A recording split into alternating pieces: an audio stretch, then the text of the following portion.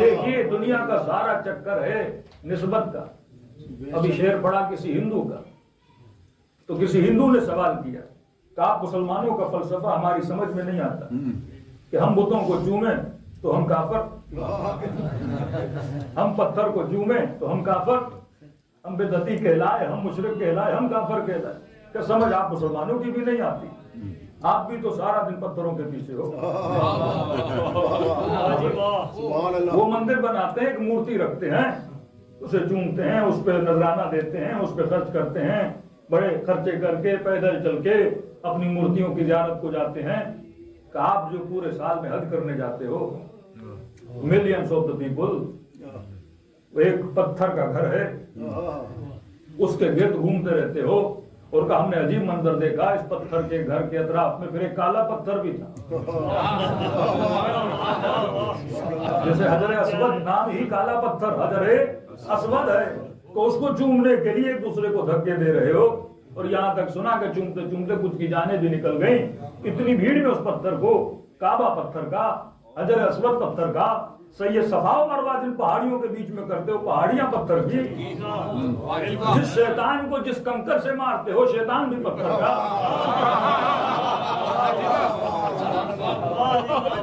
کنکریاں بھی پتھر کی، جس گھر کو خدا کا گھر مانتے ہو وہ پتھر کا، شیطان پتھر کا، سید صفا و مروہ پتھر کے درمیان، نبی کا جب غار دیکھنے جاتے ہو وہ پتھر کا، کہ تمہارے ہونٹ پتھر سے ہٹتے ہی نہیں، طواف پتھر کا، واپس آؤ تو پتھر کا.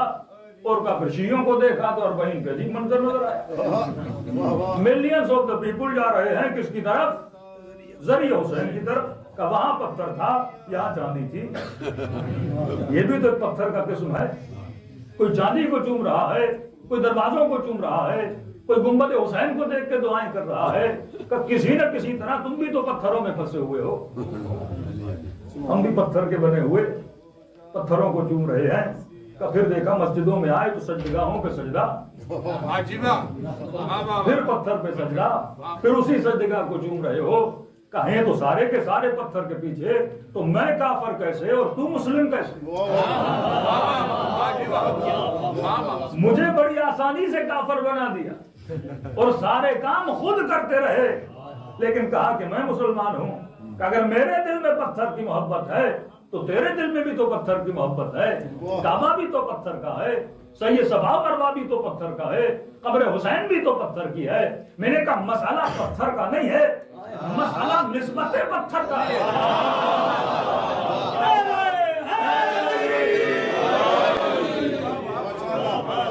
نسبت اگر عاقلانہ ہو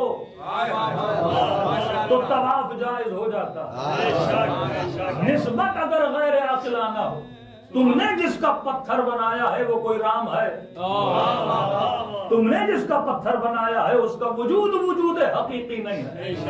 لیکن ہم جس کی عبادت کر رہے ہیں، ہم پتھر کی عبادت پتھر کی وجہ سے نہیں کر رہے.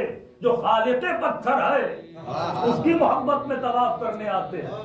ورنہ یہی چاندی، یہی سونا، یہی ڈائمنڈ تو انہی بازاروں میں مل جاتے ہیں، انہیں تو کوئی چومتا نہیں ہے. ہم کربلا کی زری کو کیوں چومتے ہیں؟ کیونکہ زری کی نسبت حسین سے پائی جاتی ہے. معاملہ نسبتوں کا تھا اور مسلمان انہی نسبتوں میں پھنسے رہے.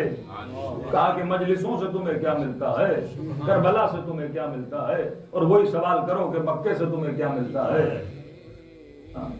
ہم پر بدعت کا فتویٰ کیوں لگتا ہے؟ کیونکہ کہا کہ علم کے کپڑے کو چومتے ہیں اور خود جاتے ہیں غلاف کعبہ کو چومتے ہیں. تو غلاف کعبہ کی نسبت خدا سے ہے، علم کی نسبت عباس سے ہے. معاملہ نسبت کا ہے. قرآن کی آیت پڑھ رہا ہوں، وَإِذِ اسْتَسْقَىٰ مُوسَىٰ لِقَوْمِهِ فَقُلْ نَضْرِبْ بِعَصَاكَ الْحَجَرَ فَانْفَجَرَتْ مِنْهُ اثْنَتَا عَشْرَةَ عَيْنًا. موسیٰ کی قوم آئی، موسیٰ پیاس ہے، قحط آ گیا ہے، پانی نہیں ہے، کچھ کریے ہمارے لیے. تو ہم نے کہا کہ جناب اگر قوم کو پانی چاہیے تھا تو یہ شیعوں کی طرح نبی کے پاس کیوں آ گئی؟ کہ تمہاری طرح ڈائریکٹ اللہ کے پاس چلی جاتی، میدان میں چلی جاتی، صحرا میں چلی جاتی کہ خدایا پانی چاہیے، بارش برسا دے. تو کہنے لگا کہ جناب کیونکہ قوم تمہاری طرح جاہل تھی. میں نے کہا قوم جاہل تھی، نبی تو عالم تھا. نبی کہہ دیتا میرے پاس نہ آؤ، پانی چاہیے تو خدا سے جا کر مانگو. لیکن نبی نے بھی بڑا عجیب کام کیا.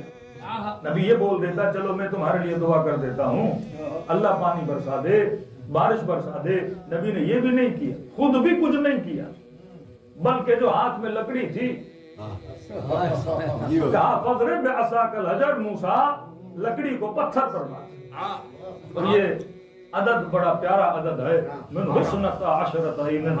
یہاں لکڑی کا پتھر پہ لگنا تھا, اللہ نے 3 چشمے نہیں 12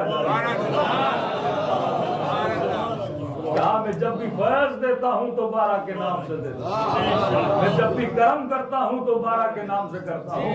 ورنہ 12 چشمے جاری ہو گئے. اب سوال یہ ہے پروردگارا, نہ خدا نے ڈارے خود دیا, نہ اپنے موسیٰ کو کہا کہ اپنا ہاتھ مارو, نہ اپنے موسیٰ کو کہا کہ اپنا پاؤں مارو. تو سوال تو بنتا ہے کہ مفتی صاحب کیا حضرت موسیٰ کے قدموں میں اسماعیل کے قدموں جتنی طاقت نہیں تھی؟ اسماعیل نے جب ایریا رگڑی تو پانی نکلا ہے, موسیٰ بھی اپنا پاؤں مارتے تو پانی نکلا تھا. لیکن یہ نہیں کہا, بلکہ کہا کہ لکڑی مارو. اب سوال یہ ہے اس لکڑی میں اتنی طاقت ہے کہ چشمے جاری کر رہی ہے, کیا لکڑی میں موسیٰ کے ہاتھوں سے زیادہ طاقت ہے؟ کیا لکڑی میں موسیٰ کے قدموں سے زیادہ طاقت ہے؟ فرمایا لکڑی کی طرف نہ دیکھو, یہ دیکھو لکڑی کس کے ہاتھ میں ہے, لکڑی کی نسبت کس کے ساتھ ہے. اگر یہ لکڑی زمین پر پڑی رہتی تو معجزے نہ دکھلاتی, جب یہ لکڑی موسیٰ کے ہاتھ میں آئی تو معجزے دکھلائی. تو یہ کمال ید نبوت ہے کہ جب لکڑی کو لگتا ہے تو معجزے دکھلا دیتی ہے. تو میں کہتا ہوں علم کا کپڑا عام کپڑا ہے, علم کی لکڑی عام لکڑی ہے, لیکن جب نسبت عباس سے ہو جاتی ہے تو معجزے دکھلا دیتی ہے.